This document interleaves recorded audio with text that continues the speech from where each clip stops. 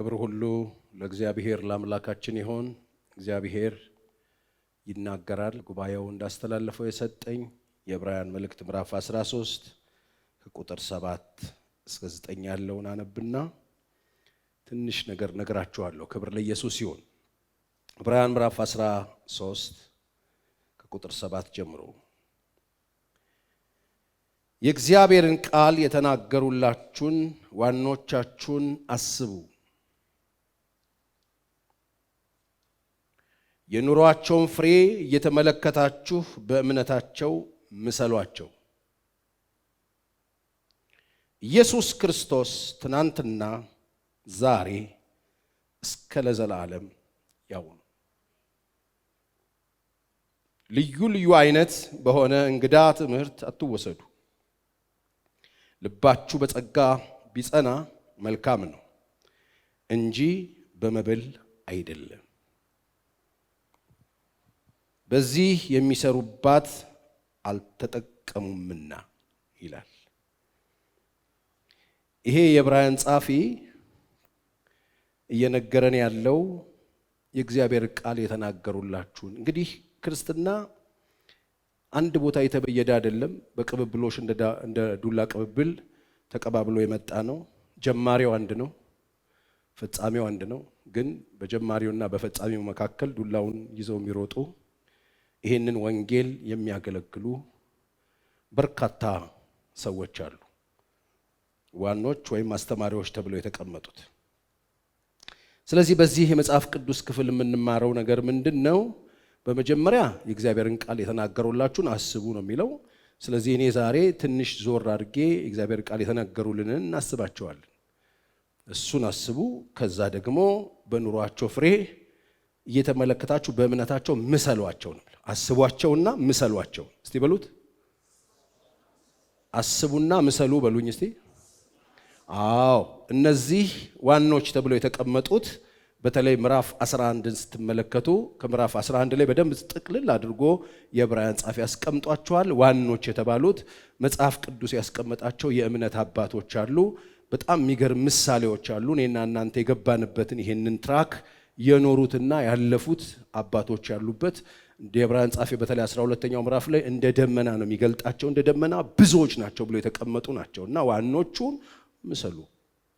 እዚህ መጽሐፍ ቅዱስ ላይ የጻፉላችሁ ሐዋርያቶቹን ማሰብ ትችላላችሁ። እነሱን አስቡ፣ ምሰሏቸው፣ አስቧቸው የተባሉ ዋኖች አሉ። እነዚህን ወደ ኋላ መለስ ብለን ሁሉንም ታሪክ ለማውራት ሳይሆን ምዕራፍ 11 ላይ የተጠቀሱት እና አቤልን ለመጀመሪያ አቤል ይላል። ምዕራፍ 11 ቁጥር 3 ላይ ሄዳችሁ ስትመለከቱ ከአንድ ጀምሮ እምነት ምን ማለት እንደሆነ፣ እምነት ተስፋ የምናደርገውን ነገር የሚያስረግጥ ነገር እንደሆነና ስለ እምነት ሲያወራ ስለ አቤል ይነግረናል። አቤል በቃየል የተገደለ ወንድማችን ነው።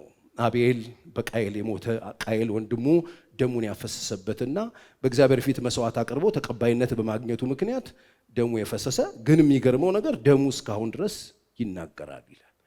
ይገርማል። በጽድቅ ኖራችሁ ደማችሁ ቢፈስ ፈሶ የሚቀር ደም የለም። ምሳሌ ነው ይሄ የተቀመጠው።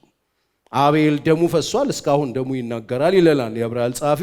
ሲቀጥል ሄኖክ ነው ይለናል። ሄኖክ ደግሞ 165 ዓመቱ አካሄዱን ከእግዚአብሔር ጋር በማድረጉ የተወሰደ የሚገርም አይነት ሰው እንደሆነ ይነግረናል። ሄኖክም ሳይወሰድ እግዚአብሔርን ደስ አሰኝቷልና የሆነ ዘመን ላይ ዞር አደረገና ዩተርን አድርጎ መንገዱን ከእግዚአብሔር ጋር አድርጓልና ይኸው ታሪከኛ ነው። እግዚአብሔርን በማመኑ ምክንያት ተጽፎለታል። መንገድ ቀያሪ ነው ሄኖክ። ዝርቅ ብሎ በአመፅ አልኖረም። ከእግዚአብሔር ጋር መሄድን ምሳሌያችን ሆኖ ሊቀመጥ ይችላል። ስለ ዮሴፍም ይነግረናል። ዮሴፍ ደግሞ ያ ሁሉ ታሪክ የሰራ ዮሴፍ፣ ህልምን የፈታ ዮሴፍ መሞቱን ሳያውቅ ከመሞቱ በፊት ምን ብሎ ተናገረ ይላል? እስራኤል ነፃ እንደሚወጣ አንድ ቀን ዮሴፍን የማያውቅ ንጉሥ ተነስቶ ባርነትን እንደሚጨምርባቸው ከ430 ዓመት በኋላ እስራኤል ከግብፅ ምድር እንደሚወጣ በእምነት አስቦ አደራ አጥንቴን ይዛችሁልኝ ውጡ ብሏል። በእምነት ነው ያየው። ይሄንንም አጥንቱ እንኳን እዛ ግብፅ ምድር እንዳይቀር ሬሳው ተቆፍሮ ወጥቶ ከህዝቡ ጋር እንዲሄድለት ያየና የተናገረ ሰው ነው ይላል። ስለ ሄኖክ እንደሱ ይል፣ ስለ ዮሴፍ እንደዚህ ይነግረናል። ከዛ ሙሴን ነው የሚያነሳልን። ሙሴ በእምነት የፈርዖንን ቤት እንዴት እንደተወ ይነግረናል። የሚበላውን ነገር ስለሚበላ ነገር አይደለም ይላል የዕብራውያን ጻፊ። ልባችሁ ቢጸና ግን መልካም ነው እንጂ በመብል አይደለም። በዚህ የሚሰሩባት አልተጠቀሙምና ሆድን ታርጌት አድርጎ የዛሬን ነገር ታርጌት አድርጎ የማያርፍን ነገር ታርጌት አድርጎ መስራት ትርፍ የለውም። ሙሴን ተመልከቱት። ሙሴ ግብፅ ምድር የኖረ በፈርዖን ቤት የተቀመጠ በምቾት ይኖር የነበረ ሰው እንደነበረ ይነግረናል 11ኛው ምዕራፍ። ግን የፈርዖንን ቤት የተወው በእምነት ነበረ። ከእግዚአብሔር ሕዝብ ጋር መከራን መቀበል መረጠ። የፈርዖን የልጅ ልጅ እንዳይባል በምን እምቢ አለ? በእምነት። ለጊዜው የሚገኘውን የኃጢአት ደስታ እምቢ አለ። እምቢ ብሎ ነው የወጣው ይለናል። ምሰሏቸው። እምቢን ተማሩ ከነሱ። በንጽህና ደማችሁ እንዲፈስ ተማሩ ከነሱ። መንገድ መቀየርን ተማሩ ከነሱ። የጊዜውን ነገር እምቢ ማለትን ተማሩ ከነሱ። እንደዚህ ናቸው። እምቢ ብሎ ወጣ። እስራኤልን ከግብፅ ምድር ይዞ ወጣ። እስራኤልን ይዞ ሲወጣ በባህር መካከል ተሻገረ። እንዲህ አይነት አባት ነው ያላችሁ። ያንን የምቾትን ጥሎ ምድረ በዳን የመረጡ ሰዎች ነው ያሉት። ዋኖቻችሁ እነዚህ ናቸው። እግዚአብሔርን አይተው ለጊዜው የሚታየውን ነገር እምቢ ብለው ጥለው የሄዱ አባቶች ነው የነበሯችሁ። በተለይ ደግሞ ስለነ ጌዲዮን፣ ስለ ባርቅ፣ ስለ ዩፍታዬ፣ ስለ ሌሎቹ እንዳልተርክ ጊዜ የለኝም ይላል የዕብራውያን ጻፊ። ጊዜ የለኝም። ስለነሱ ስለ እያንዳንዳቸው በተርክ ጊዜ የለኝም። ነገር ግን ብዙዎች ደግሞ ሙታናቸውን የተቀበሉ ሴቶች ነበሩ ይለናል። ሙታናቸው የሞተባቸውን የተነሳላቸው ሴቶች ነበሩ። ሙታን ሞቶባቸው እግዚአብሔር ታምር የሰራላቸው ሴቶች ነበሩ። ደግሞ የእሳትን ኃይል ያጠፉ ሰዎች ነበሩ። በሱ ተማምነው ከሰይፍ ስለት ያመለጡ ነበሩ። የሞቱ ነበሩ። የተሰነጠቁ ነበሩ። የተገደሉ ነበሩ። ሁሉን ያጡ ነበሩ። የተንከራተቱ ነበሩ። የዕብራውያን ጻፊ ይገርማቸዋል። ክርስትናችሁን ማጥበቅ መያዝ ከፈለጋችሁ እሱን አጥኑት። ዋኖቻችሁ ቀድመው እዚህ ትራክ ውስጥ የሮጡት ለሆዳቸው አልነበረም። ምንድን ነው አሉ። ያልፋል አሉ። ይሄ ያልፋል። የፈርዖን ቤት ያልፋል አሉ። ይሄ ጊዜው ምቾት ያልፋል አሉ። አሁን ያለው ሙቀት ያልፋል አሉ። አተኩረው ብድራታቸውን አይተዋል። እነ አብርሃምን ብታነሱ፣ እነ ሙሴን ብታነሱ በርካቶች ነበሩ። እነ ሳራ በእምነታቸው የጸኑ ነበሩ። ደግሞ ሙታናቸውን የተቀበሉ ነበሩ። የታሰሩ ነበሩ። የተንገላቱ ነበሩ። በባህር በምድረ በዳ የተንከራተቱ ነበሩ። ሁሉን እያጡ ያለኛ ፍጹማን እንዳይሆኑ አውቆ ስለኛ የሚበልጥ ነገር እግዚአብሔር አይቶ ስለነበር ይላል። እነዚህ ሁሉ አሉላችሁ የዕብራውያን ጻፊ፣ እነዚህ ሁሉ አሉላችሁ። እነዚህ ሁሉ ምስክሮች አሉ። ዋኖቻችሁ ብዙ ናቸው። ከናንተ በፊት የሄዱት ብዙዎች ናቸው። ይህንን ወንጌል ይዘው የመጡት ብዙዎች ናቸው።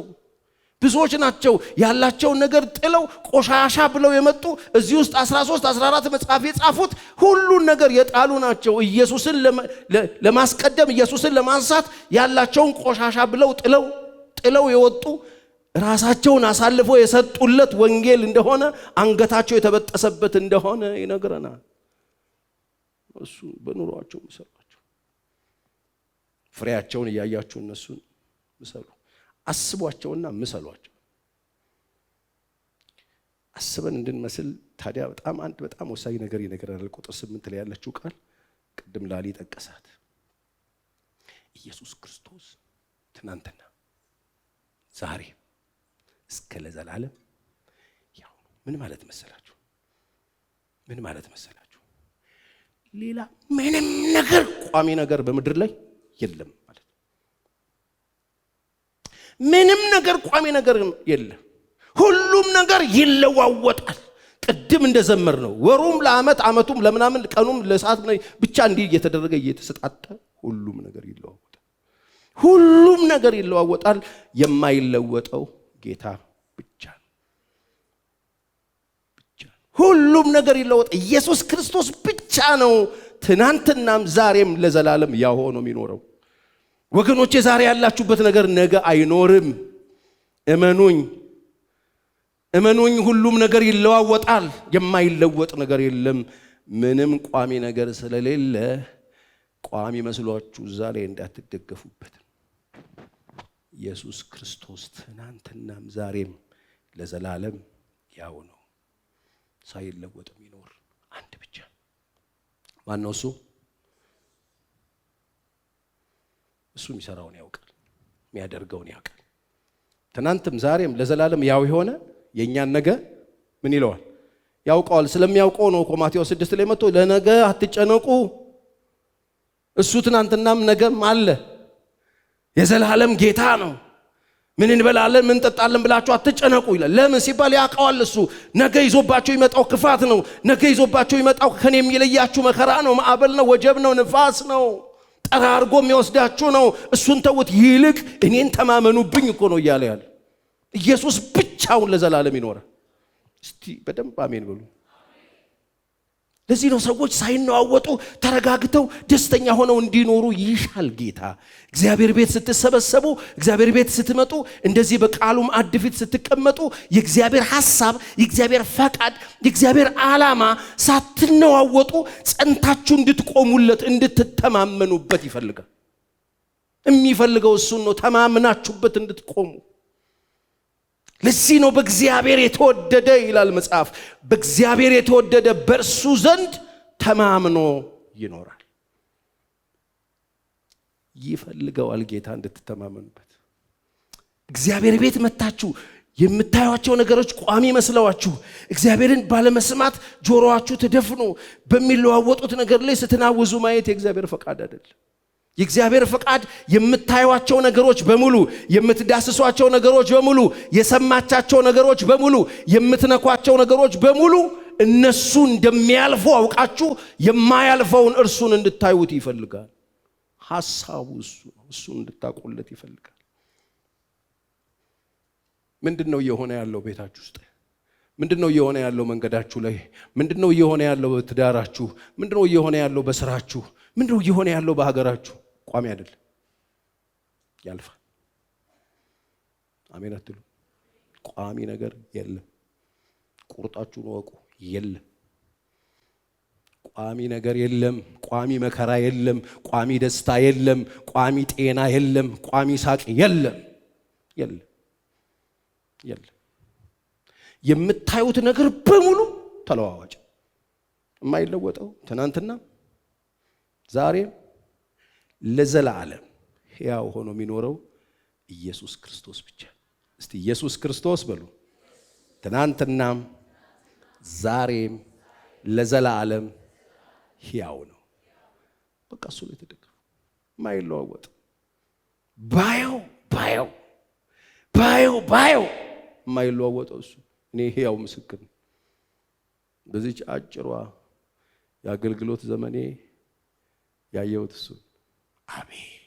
ምንድን ነው ያልተለወጠው? መንግስት ነው ተለዋውጧል። እኔ እንኳን 3 ቀረጠፍኩ። አልፏል። ምንም ቋሚ ነገር የለም። ዘራፍ ያሉት ወድቀዋል። ኃያል ነን ያሉት ወድቀዋል።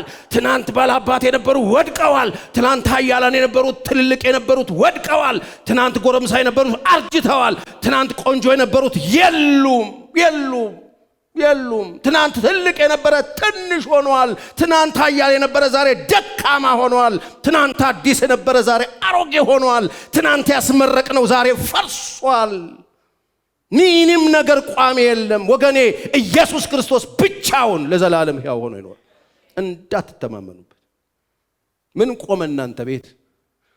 ምን ቆሞ አያችሁ ሰፈራችሁ? ምንድነው እንደነበረ የነበረ? ዛሬም የምታዩት ነገር ይቀየራል። ዛሬ ያላችሁበት ስሜት ምንድነው? ይቀየራል። እመኑኝ ይቀየራል። ተለዋዋጭ። ለዚህ ነው እኮ ለመወለድ ጊዜ ያለው፣ ለመሞት ጊዜ ያለው፣ ለመቆም ጊዜ ያለው፣ ለመውደቅ ጊዜ ያለው፣ ለመቀደድ ጊዜ ያለው፣ ለመስፋት ጊዜ ያለው፣ ድንጋይ ለመወርወር ጊዜ ያለው፣ ድንጋይ ለማንሳት ጊዜ ያለው፣ ለመተቃቀፍ ጊዜ ያለው፣ ለመላቀ። ለዚህ ነው ሰለሞን ሁሉንም አመጣቸውና ጊዜ ያለው። እግዚአብሔር ሁሉንም ነገር በጊዜው ውብ አድርጎ ሰርቶታል። ሁሉም ነገር ጊዜ ያለው። ክረምት የት ሄደ? በቃ ሄዶ ይቀራል። በጋ መጣ፣ በቃ በጋ ሆኖ ነው የሚቀረው። ይቀየራል። ወይኔ ሙቀት ገደለኝ ብለህ ያለህን የሚያሞቅህ ልብስ ሁሉ ወስደህ ታቃጥላለህ። ነገ ብርድ ይመጣል፣ ይቀየራል። የማይቀየር ነገር ምንም የለም። ግን አንዱ አይቀየርም። ባየው ባየው የማይቀየር ቆሜ ሳመልከው ደስ የሚለኝ ክብር ለኢየሱስ ይሁን። ብቻ እኔ ባየው እንበል እስቲ። ክብር ለኢየሱስ ይሁን። በመሃል ባየው እንላለን። የማይቀየረው እሱ ብቻ ነው። ዞር በሉ አጠገባቸው ያለውን ሰው ወንድም እየሰማህ ነው ወይ እህቴ እየሰማሽ ነው ወይ በሉልኝ። የምታዩቸው የሚለዋወጡት ነገሮች ሁሉ አላፊ፣ ዳኛ፣ አለቃ ማን እንደሆነ ልንገራችሁ። የሁሉም ነገር ባለፊት፣ የለውጦቹ የተለዋዋጭነታቸው የነዚህ ነገሮች ሁሉ ሊደራቸው ደግሞ የኛ ጌታ ነው። አለቃው እግዚአብሔር። እስቲ አሜን በሉ። በቃ ሲቀይረው የኔ አባት ነው የሚቀይረው። ስለዚህ ከዚህ በኋላ ሲቀየርባችሁ ማን ነው የቀየረው የሚል ጥያቄ ካላችሁ የኔ አባት ነው የቀየረው። የሁሉም ነገር ሊደሩ እሱ፣ ተቆጣጣሪው ዳኛው እሱ። ሁሉንም ነገር በጊዜው ምን አድርጎ ሰርቶታል? ውብ አድርጎ ሰርቶታል። ልጅነት አሁን በልጅነት ጊዜ ደስ ይላል አይደል? ጊዜው ደስ ይላል። ልጅ ሆኖ ደስ ይላል። ልጅ ሆኖ ቦታ አይመርጥም፣ ሲሸና ሲጫወት፣ እውነት ውሸት ደስ ይላል በጊዜው። አሁን ግን በዳዴ ልሂድ ብትለኝ ፖሊስ ነው የምጠራው። አይሆንም። ለሁሉም ነገር ጊዜ፣ ሁሉም በጊዜ የሰራው ጌታ። አይገርማችሁም? ግን እናቶቻችን እንኳን እኛን ማቀፍ ማስገሳት የሚችሉት በጊዜው ሲሆን ነው። አሁንማ ያስገሽኝ የሚል ሰው አለ እዚህ ውስጥ። ይሄ ልጅ በልቷል አስገሳሹ ይባላል ወይ? ትልቅ ሰው ስለ እግዚአብሔር ይባላል ይሁንና አስገሳው ይባላል። የ27 ዓመት የ50 ዓመት ጎልማሳ በቃ በጊዜው ነው የምታስገሳ እናት ራሱ። ሁሉ ነገር በጊዜው ጎባ አድርጎ ሰርቶታል። የማይለወጥ ነገር የለም። አንዱ ብቻ አይለወጥም። ትናንትናም ዛሬም እንደገና ነገም ለዘላለም ሕያው ሆኖ የሚኖረው ማን ነው? እሱ ኢየሱስ። ባየው ፍቅሩ ባየው አይገዘግዝም ውረዱ ባየው አይለየንም ክብካቤ እንደ ትላንቱ እንደ ልጅነቴ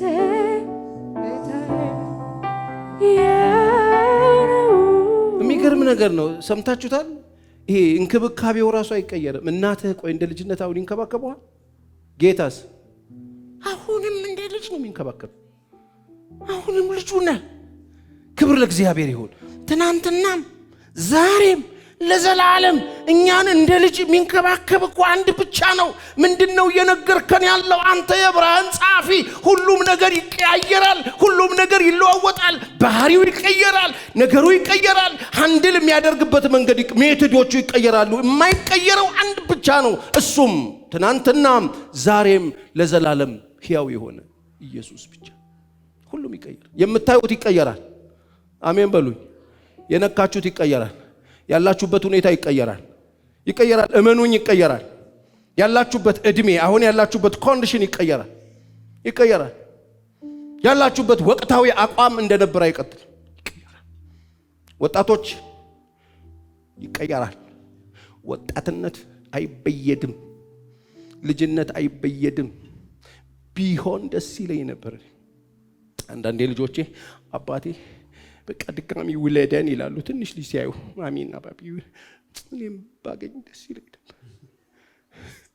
ቻው ብለን ልጅነቴ ማርና ወተቴ ብለን በቃ ሸኝተነዋል። ይናፍቀናል። ያለ ሐሳብ እነሱ ጉያ ላይ መተኛት፣ ምንም ባንጨነቅ። አሁን የኑሮ ውድነት ውስጥ ገባን መጣንና የማይለዋወጥ ነገር የለም። ሁሉም ይለወጣል ወገኖቼ። የዛሬ ያላችሁበት ፍቅርም ይለወጣል። ዛሬ የምትኖሩበት ሁኔታም ይቀየራል። የዛሬ ቤታችሁም ይቀየራል። የዛሬ ከተማችሁ ይቀየራል። የዛሬ ስራችሁ ይቀየራል። የዛሬ ተጨባጭ የምትነካኳቸው ነገሮች ይቀየራሉ። ምንም ነገር ቋሚ የለም። ትናንትናም ዛሬም ለዘላለም ሕያው ነው ሲባል ሁሉም ነገር ይቀየራል። እሱ ብቻውን ሕያው ሆኖ ይኖራል።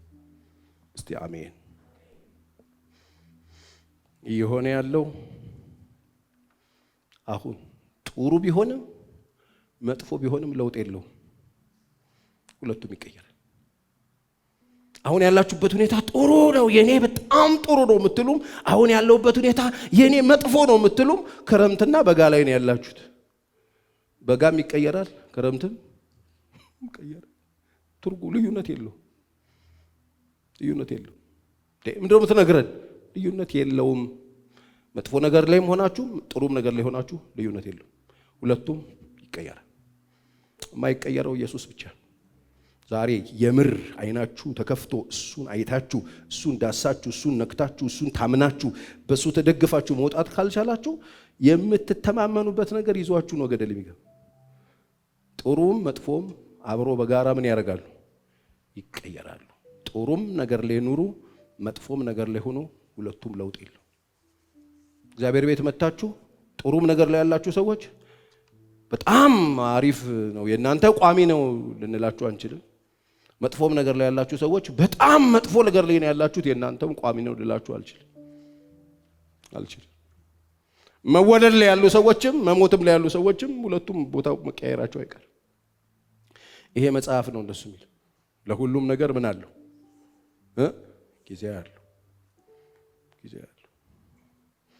ጊዜ አለው።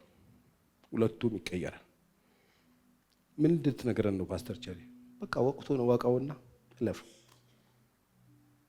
ክረምት ሲሆን ቁጭ ብሎ የሚያለቅስ ሰው አለ?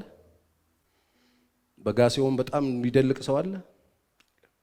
ሁለቱንም ጊዜያቸውን አውቀን ለሁለቱም ጊዜያቸውን ቦታቸውን ፔሪዱን ሰዓቱን ተረርተን የሚመጡትን አየሩን ምናምን አስተናግደን እንሸኛቸዋለን እንጂ ምንም ነገር ቋሚ ሆኖ የሚኖር ነገር የለም።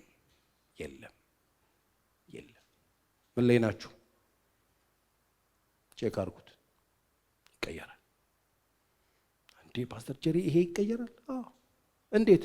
እንደ ትናንትና የማይቀየሩ የመሰሏችሁ ቀኖች አልተቀየሩ? የማያልፉ የመስሏችሁ ቀኖች አላለፉም ወይ? የማይነጉ የመሰሏችሁ ጨለማዎች አልነጉም? በፍጹም ብርሃን ያገኛቸዋል ያላላችኋቸው ጨለማዎች ብርሃን ለብሰው አላገኛቸው? አይነጋም ያላችሁት ሌሊት አልነጋም? አልነሳም ካላችሁበት አልጋ አልተነሳችሁም? አይሞላም ያላችሁት ሸለቆ አልሞላም? አላልፈውም ያላችሁት መንገድ አላለፋችሁም? ማን አሳለፋችሁ ከተባለ ኢየሱስ ክርስቶስ ትናንትናም ዛሬም ለዘላለም ሕያው ስለሆነ ክብር ለእግዚአብሔር ይሁን። እሱ ልዩነት የለውም። የኛ ጨለማ የኛ ብርሃን ልዩነት የለውም። እሱ ለዘላለም ሕያው ሆኖ ስለሚኖር እመኑት፣ በሱ ተደገፉበት። ስለዚህ ትናንትናም ዛሬም ለዘላለም እሱ ምንድን ነው? እኔ ግን ባየው የሱ ፍቅር እንደዚያው ነው። እስቲ በሉት አንድ ላይ እኔ ግን ባየው የሱ ፍቅር እንደዚያው ነው። ወራት ሆኖ ዓመት መጣ ጊዜው ሄደ። እኔ ግን ባየው የሱ ፍቅር እንደዚያው ነው። አንድ ጊዜ ስሙኝ። በጣም እንወዳቸዋለን ብለው በደረታቸው እንደ እባብ መሬት የተሳቡ ሰዎች አሁን አሉ? እንነቀሳቸው ያሏችሁ ሰዎች የሉ። የሱ ፍቅር ብቻ ነው ሕያው ሆኖ የሚኖር። አንቺን ካላየው ቆሜ መኖር አልችልም መሞቴ ነው ያለ ሰው አለ ወይ? በዳዴ ሄደ ሰው አለ ወይ? ትናንትና የወደዷችሁ፣ ትናንትና ያፈቀሯችሁ፣ ትናንትና ስለናንተ በጣም ብዙ ይሉላችሁ የነበሩ፣ ትናንትና የዘመሩላችሁ፣ ትናንትና የዘፈኑላችሁ፣ ትናንትና የገጠሙላችሁ፣ ትናንትና በዳዴ ሄዱላችሁ፣ ትናንትና አበባ የነሰነሱላችሁ፣ ትናንትና ከዓለም አንደኛ እናንተ ናችሁ ያላችሁ፣ ትናንትና የኔ ትንፋሽ ነሽ ያለ ሰውዬ አለ ወይ? የለም። ውሸት የለም። ትናንትና ትልቅ የነበረው ነገር ዛሬ ትልቅ ነው ወይ? ትናንትና ትልቅ ቤት ሰራ ተብሎ ተጨብጭቦልህ አጠገብ መጥቶ የሆነ ሰውዬ ግራውንድ ፕላስ የሆነ ቴን ሲሰራ ማድቤት አላረገብህም ወይ? እንዲህ እንደሱ አልሆነብህም ወይ? ትልቅ ሰውዬ ብትው የሰራው ፎቅ ምናምን ተብለ ዱቄት አላረገብህም? የዚህ ሰውዬ ማድቤት ነው ወይ አላስባለውም ወይ?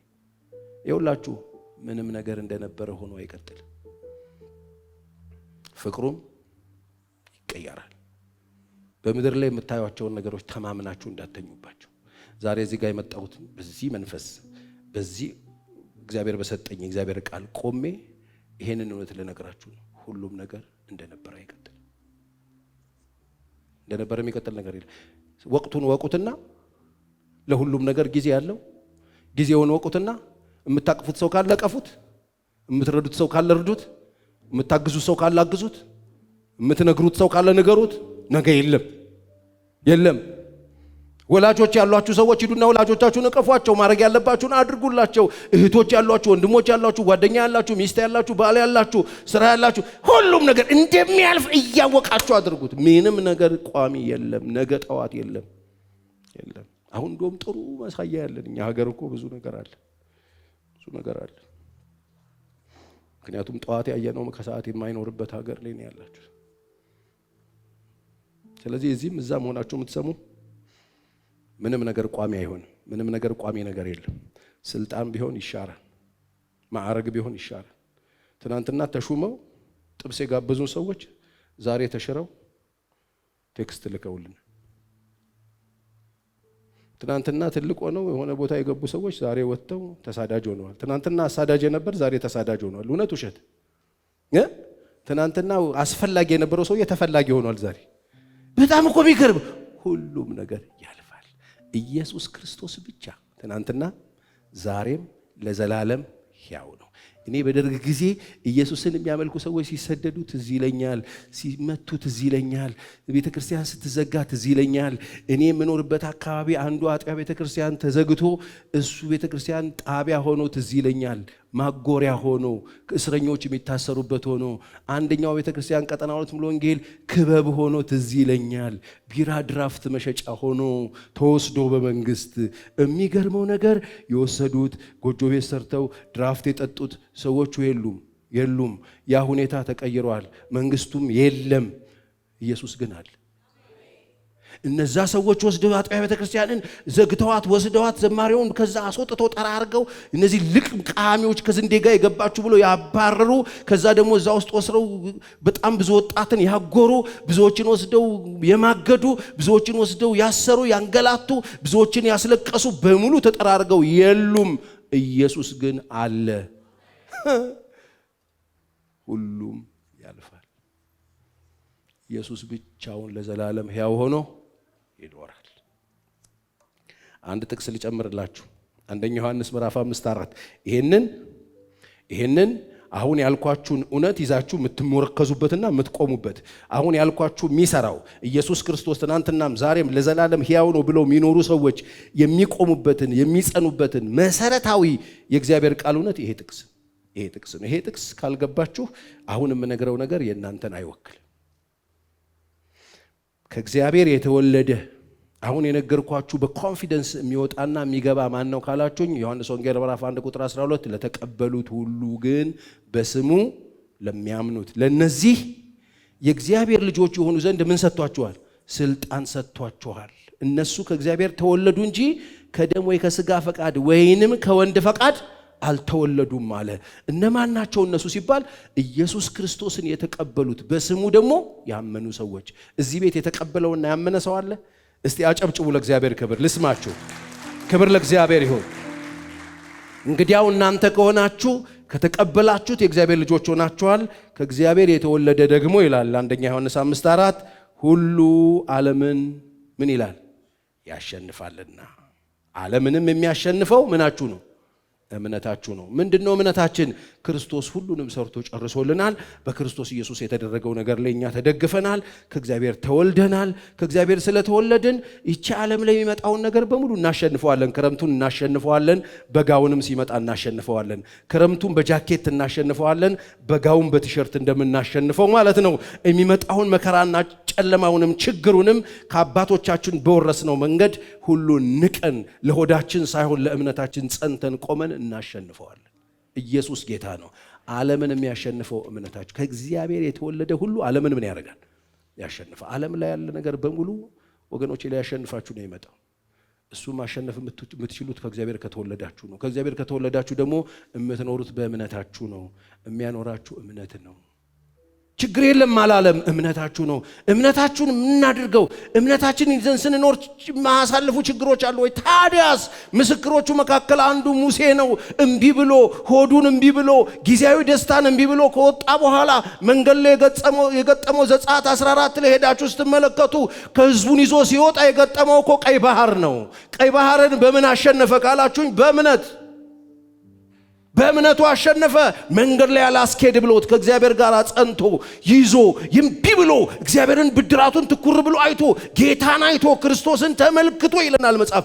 ከወጣ በኋላ መንገድ ላይ የገጠመውን ነገር በምን አሸነፈ ካላችሁ በእምነቱ። ልክ ሲያመን እግዚአብሔር ምን እንዳለው ስሙ። 14:13 ላይ ሙሴም ለህዝቡ እንደዚህ ያለ፣ አትፍሩ።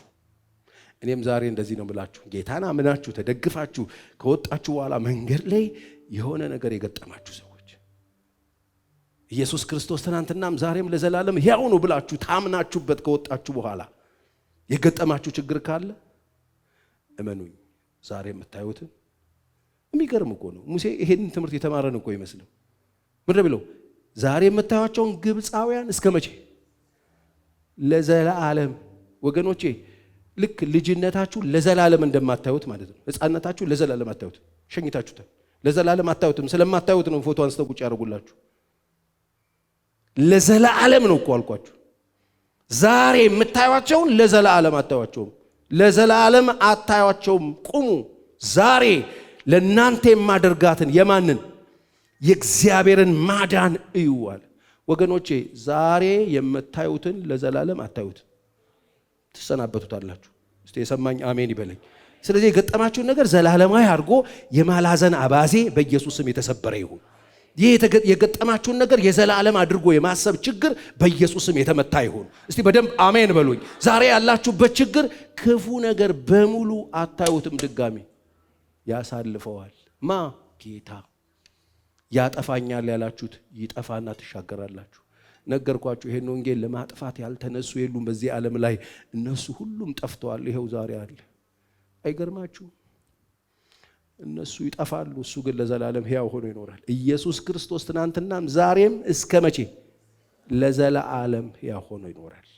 ምንድነው የምትነግረን? ቸሬ ምነግራችሁ፣ የምታዩት ያልፋል፣ የምትዳሰሱት ያልፋል፣ የምትመለከቱት በጆሮአችሁ የሰማችሁት ያልፋል፣ የጨበጣችሁት ያልፋል።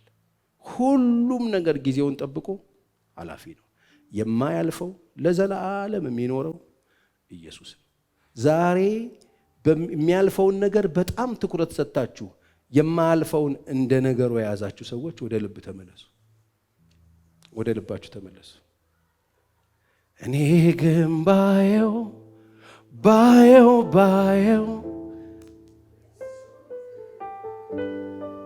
እንደዚያው ነው።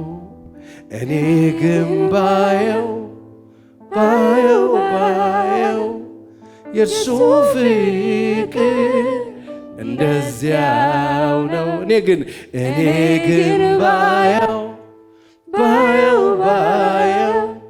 የእርሱ ፍቅር እንደዚያው ነው። ወገኖቼ የሰዎች ፍቅር ተቀይሮባቸዋል።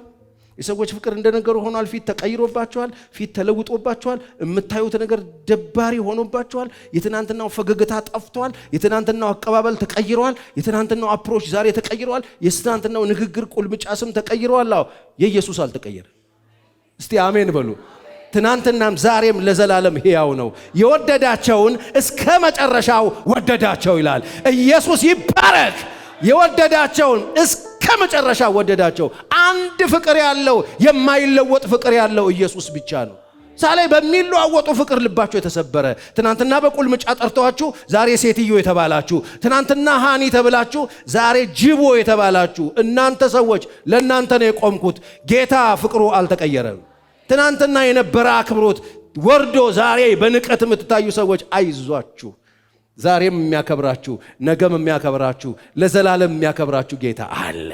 ትናንትና ክብር ስለነበራችሁ፣ ዝና ስለነበራችሁ፣ ገንዘብ ስለነበራችሁ፣ ስልጣን ስለነበራችሁ፣ አቋማችሁ ጥሩ ስለነበር፣ ውበት ስለነበራችሁ፣ ወደዋችሁ ብዙ ነገር ብለዋችሁ ዛሬ እሱን የቀየሩባችሁ ሰዎች ካሉ ለእናንተ ነው የቆምኩትኝ። የኢየሱስ ፍቅር አልተቀየረም። ባየው የእርሱ ፍቅር እንደዚያ እስቲ እኔ ግን ባየው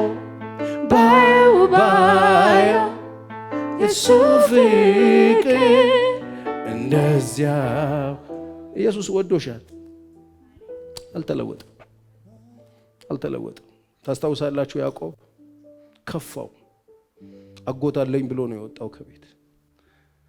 ወንድሙን እንዲያታለል እናቱ ረድታው ከቤት ሲወጣ አጎት አለኝ ብሎ ነበር የወጣው። አጎቱ ሲሄድ የመጀመሪያ አቀባበል አድርገውለታል። አትጠራጠሩ፣ በደንብ ተቀብሎታል። ከዛ በኋላ ዘን ብሎ ተገሽሮ መብላት የለም እያለ ከበጎቹ ጋር መሸኘት ጀመረ። በጎች ሊጠብቅ ሲያደርገው ከዛ ደሞዝ እንነጋገር አለ። ያዕቆብ ደግሞ ራሔልን ወዷት ነበረ። በራሔል 7 ዓመት አሰራው። አታለለውና ሊያን ሰጠው። ከዛ እንደገና ደግሞ 7 ዓመት አሰራው። ራሔልን ይፈልግ ስለነበር 14 ዓመት ሰራላት።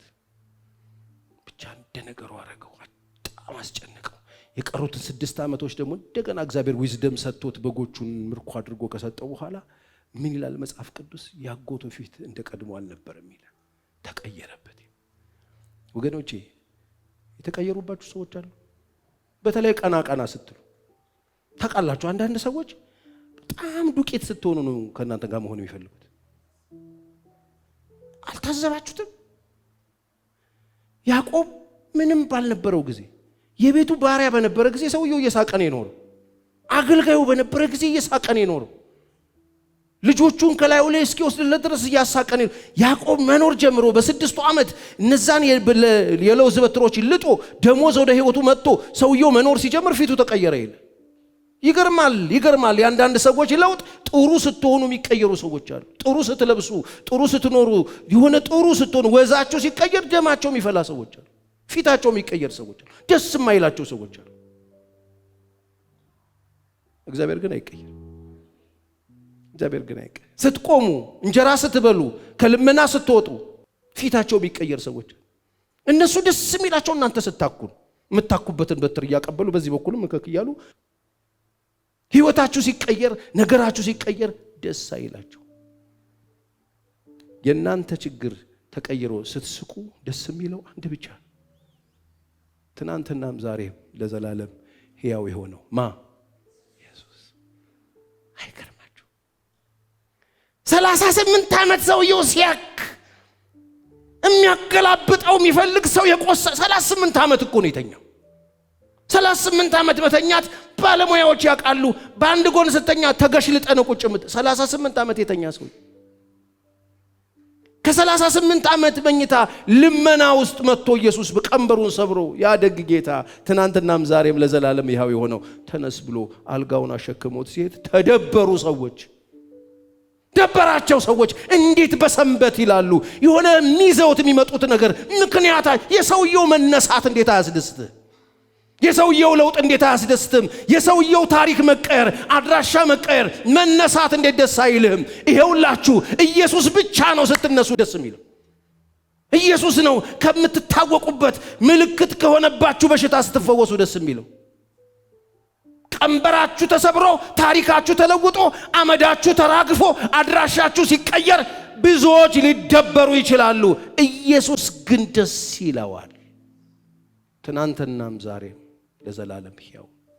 እዛ ውስጥ ሆናችሁ ይወዳችኋል። ቀን ነው የሚጠብቀው፣ ይመጣና ያስነሳችሁ። እንዲህ የሰው ግን አይገርማችሁም? ሰው ሴትዮዋ 18 ዓመት ጎብጣ ስትመላለስ ምንም ያልመሰላቸው ሰዎች ቀና ስትል በሰንበት ይላሉ። በሰንበት ዘመኑን በሙሉ ግንባር ይዞ የኖረውን ሰውዬ ጭቃ አብክቶ እዚህ ጋር እንተፍ ብሎ ሲፈውሰው እንዴት አሉ? የሚፈልጉት መታሰሩን ነው። የሚፈልጉት ጨለማ ውስጥ መኖሩን ነው። የሚፈልጉት መሰቃየቱን ነው። እመኑኝ ወገኖቼ፣ እናንተ እዚህ ቤት ያላችሁ ሌላም ቦታ ሆናችሁ የምትሰሙ ይሄን አጋጣሚ ካገኛችሁ በደንብ ስሙኝ። የናንተ ለውጥ የምር ደስ የሚለው እናትህ አይደሉም፣ አባትህም አይደሉም፣ ወንድም እህቶች፣ ጓደኞቻችሁ አይደሉም። ኢየሱስ ብቻ። ሙሉ ደስታ ደስ ስትቧርቅ ደስ የሚለው አሁን እግዚአብሔር ታምር ሰርቶልህ እልል ብለህ ስትጨፍር ምን እንደዚህ ያረጋታል? ፍሬሽ ናት መሰለኝ ነው የሚልህ። ጎረቤት። አንተ ስትዘል ጌታን ደስ ብሎ ስታመልክ ምንድነው ድምፅ አለኝ ብላ ነው እንዴ ነው ምትልሽ? ኢየሱስ ግን ደስ ብሎ ይሰማዋል። ትናንትና ዛሬ ለዘላለም አሜን። እሱ ሕያው ትናንትና ማለት ምን ማለት ነው? ትናንትና ወድቀህ ጨለማ ውስጥ ሆነ የወደደ ጌታ ትናንትና እንዴት ነው የወደዳችሁ? እሱ ጌታ ዛሬም እሱ ነገም እሱ። ትናንትና ማንም የሚወደው ማንነት ሳይኖራችሁ የወደዳችሁ ኢየሱስ ዛሬም ይሄው ዛሬም ይወዳችሁ ነገም ይወዳችሁ። አይገርማችሁም? አይገርማችሁም? ይሄ አይደንቃችሁም? ትናንትና በጨለማ ውስጥ ሆናችሁ ወዷችሁ ደንገና ብርሃን ውስጥ መጣችሁ ስትወድቁ እንዴት ይጠላችኋል? ዛሬም ሕያው። ክብር ለኢየሱስ ይሁን። እኔ ግን ባየው የሱ ፍቅር እንደዚያው ነው። እኔ ግን ባየው እስቲ ተነሱ ቆሙ። በእግዚአብሔር እንደዚያው ነው። ይኸውላችሁ በደንብ ስሙኝ አንድ ነገር እና በደንብ እናመልከዋለን። ያላችሁበት ሁኔታ ክፉም ይሁን ደግ ልዩነት የለውም ለሱ። እሱ በሁለቱም ውስጥ ሆናችሁ ይወዳችሁ። እስቲ አሜን። ያላችሁበት ሁኔታ በጣም ዝቅተኛም ይሁን ከፍተኛም ይሁን ልዩነት የለውም ለሱ። ሁለቱንም ይለውጣቸዋል። ሳይለዋወጥ የሚኖር እሱ እንደሆነ እንድታውቁ አሜን ነው። ያላችሁበት ሁኔታ ከፍታም ይሁን ዝቅታም ይሁን መካከለኛም ይሁን ሐዘንም ይሁን ደስታም ይሁን ልዩነት የለውም። ሁላችሁንም ጌታ ይወዳችሁ። በማይለወጥ ፍቅሬ ወድጄሻለሁ ይላል። ክብር ለእግዚአብሔር ይሁን። ስለዚህ እመኑኝ፣ ዛሬ የነካችሁት የዳሰሳችሁት የመሰላችሁ የነካችሁት ስሜታችሁን የጎዳው ነገር ይለወጣል። ክብር ለኢየሱስ ይሁን። ስለዚህ ስንዘምር ያላችሁበት ሁኔታ ጥሏችሁ እንደሚሄድ እሱ እንደሚቀየር የማይቀየረው ጌታ ብቻ ከእናንተ ጋር እንደሚቆም እንደማይለወጥባችሁ እያመናችሁ ለጥቂት ደቂቃ ይሄንን መዝሙር እንጸልየዋለን። እየጸለይ ነው። ኃይል ሆኖላችሁ ጉልበት ሆኖላችሁ ፈውስ ሆኖላችሁ ትሄዳላችሁ። ታማችሁ የመጣችሁ ሰዎች ከመማችሁ ጋር አትሄዱም። ሕያው እግዚአብሔር ምስክር አትሄዱም። ለምን? ጌታ አለ እዚህ። ክብር ለኢየሱስ ይሁን። የሚሰማችሁን ነገር ይዛችሁ አትሄዱም። ሐዘናችሁን ይዛችሁ አትሄዱም። ለቅሷችሁን ይዛችሁ አትሄዱም። ህመማችሁን ይዛችሁ አትሄዱም። የሰራዊት ጌታ እግዚአብሔር ታምራትን ያደርጋል። የሰማኝ ሰው በደንብ አሜን ይበለኝ። በኢየሱስ ስም ይለወጣል። አሁን ያለህበት ይለወጣል። እስቲ እጆቻችሁን አንሱና አሁን ያለሁበት የትኛውም የህይወቴ ሁኔታ ይለወጣል። አሁን ያለሁበት ስሜት ይለወጣል። አሁን ያለሁበት ይለወጣል። የማይለወጠው ጌታ ኢየሱስ ብቻ ነው። እሱን ደግሞ አሁን አመልከዋለሁ በሉ። እጆቻችሁን ከፍ አድርጉ እስቲ።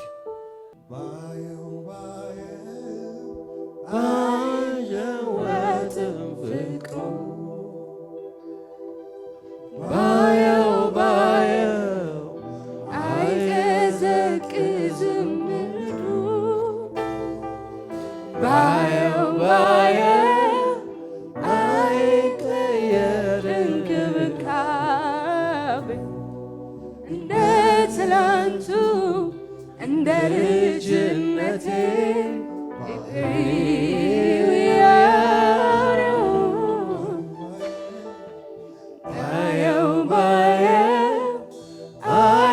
አይቀወጥም ፍቅሩ ባየው አይዘቅዝም ምሕረቱ ባየው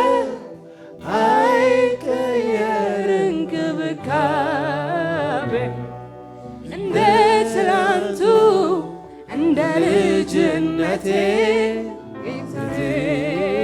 ያው ነው። ቀኖች ሄዱ ወራት ሆኑ፣ ዓመት መጣ ጊዜው ሄደ። እኔ ግን ባየው ኢየሱስ ፍቅር እንደዚያው ነው። እኔ ግን ባየው ፍቅር እንደዚያ እኔ ግን ባየው የሱ ፍቅር እንደዚያ እኔ ግን ባየው የሱ ፍቅር እንደዚያ እኔ ግን ባየው የሱ ፍቅር እንደዚያ።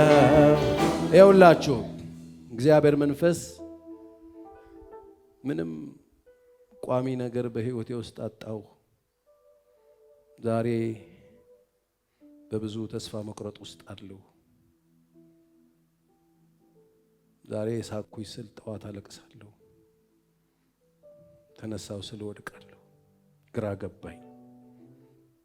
አሁን እውነት እግዚአብሔር ከኔ ጋር አለ ሆይ ለሚሉ ሰዎች እንደዚህ ብለህ ንገራቸዋል። እኔ ነገሮችን ሆን ብዬ የምቀያይረው የማልለዋወጠውን እኔን ልጆቼ እንዲያውቁኝ፣ እንዲያዩኝ፣ እንዲሰሙኝ፣ እንዲታመኑብኝ እንጂ የልጆቼን ስቃይ ፈልጌ አይደለም። ንገራቸዋል። ነገሮች በጣም በፍጥነት እየተቀያየሩባችሁ ግራ የገባችሁ ሰዎች እኔ እንደማልቀየር እንድታውቁ በፍጥነት ነገሮችን ቀያይሬያለሁ። በፍጥነት ነገሮቻችሁን ለዋውጫለሁ። ይህንን ያደረግኩት ከኔ ጋር ላጣብቃችሁ፣ አባት እንደሆንኩ እንድታውቁ፣ ወላጅ እንደሆንኩ እንድታውቁ፣ እንደማስብላችሁ እንድታውቁ፣ ከጎናችሁ እንዳለው እንድታውቁ፣ ፈጥናችሁ ወደ ጉያዬና ወደ ቤቴ እንድትመጡ ይህን አድርጌያለሁ ይላል ጌታ። እኔ ግን ባየው የእርሱ ፍቅር እንደዚያው ነው። እኔ ግን ባየው